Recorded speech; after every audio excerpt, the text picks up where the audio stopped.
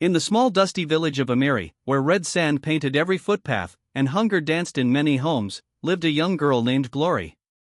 She was only 22, but her eyes held the weight of 100 lifetimes. What if your own father sold you like you were nothing? Since her mother died 5 years ago, Glory had known no peace.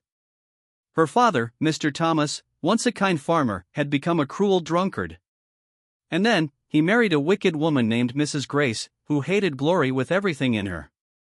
They made her cook, fetch firewood, sweep the compound, farm from dawn till dusk, and sleep without food. Everyone in the village pitied her, but no one dared speak. Nobody wanted to face Mr. Thomas's madness. Then came Harrison, a young man from the city. His clothes were old, his shoes had holes, but his eyes were sharp. He had been working on Mr. Thomas's farm for 3 months, clearing bushes, planting cassava, carrying heavy loads from morning till evening. But after all the work, Mr. Thomas refused to pay him. "Next week, come tomorrow. I'll pay you when I sell something," he kept saying. But nothing ever came. One hot afternoon, Harrison came to the house, tired and angry. "Sir, please. I need my money today." Mr. Thomas scratched his head, looked around, his eyes fell on Glory, who was sweeping the compound with a tired face. Then he laughed wickedly. "You want money?" "Yes, sir. I worked for 3 months. Please pay me." "Well, take that girl instead." Harrison was confused. "Take who?" "My daughter. She's good for nothing. Let her go with you to the city. That is your payment." Glory's heart broke. She dropped the broom and looked at her father. "Daddy, please, no." "Shut up. You should be happy someone wants you."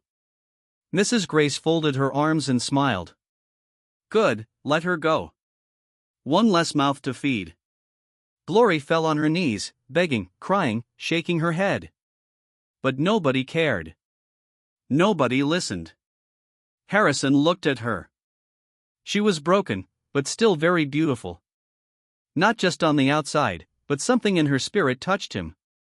"She's beautiful," he said under his breath. "What did you say?" "I'll take her." Just like that, Glory's life changed. With tears in her eyes, she packed her clothes inside a black plastic bag. Nobody hugged her. Nobody prayed for her. Her little half-brother Sam stood behind the house, crying as he waved goodbye. And Glory followed Harrison to the city. The journey was long and tiring. The bus passed through many towns, trees, and dusty roads. Glory sat close to the window, staring outside. She wasn't sure how to feel. She had just left the only home she knew, even though that home was full of pain.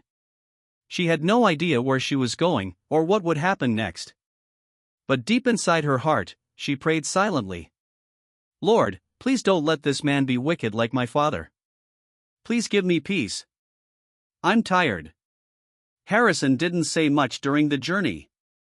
He just kept looking straight ahead, thinking deeply.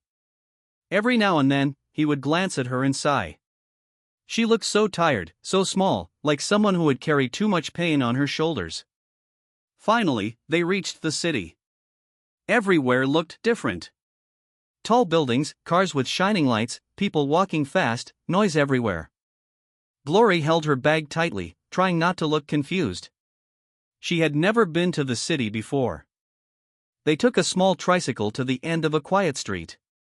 Harrison paid the driver, then led her down a short path lined with flowers. Then he stopped in front of a big black gate. He knocked. A few seconds later, the gate opened slowly. Glory gasped.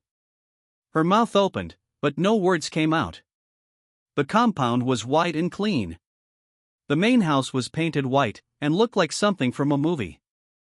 Flowers neatly planted by the walkway, and even a small fountain in the corner. They passed the main house, and stopped at a small but neat building behind it. It had one bedroom, a sitting room, a small kitchen, and a bathroom. It was called the boys' quarters. "This is where I live," Harrison said with a smile. Glory looked around. The place was clean and peaceful. I just got a job a few days ago, as a security guard. The owner of the house is very kind. She gave me this place to stay, for free. Glory looked at him, surprised. Really? Yes, he nodded. She lives in the main house with her only son. She said I can stay here, as long as I keep the compound safe. Glory looked at the small house again. It wasn't as big as the main building, but to her, it felt like a palace. It had a roof that didn't leak, a door that locked, and a bed with clean sheets. It was far better than the mat she used to sleep on in the kitchen back home. She smiled faintly, for the first time in a long time. If this is God's purpose for me, then so be it, she said quietly. Harrison looked at her.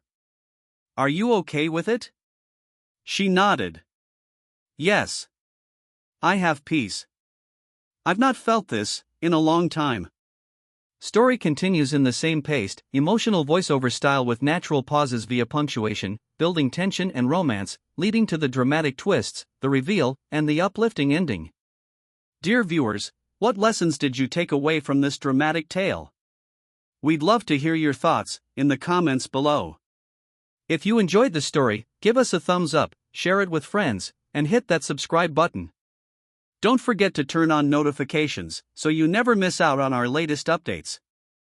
Thanks for watching, and stay blessed on Storyversa.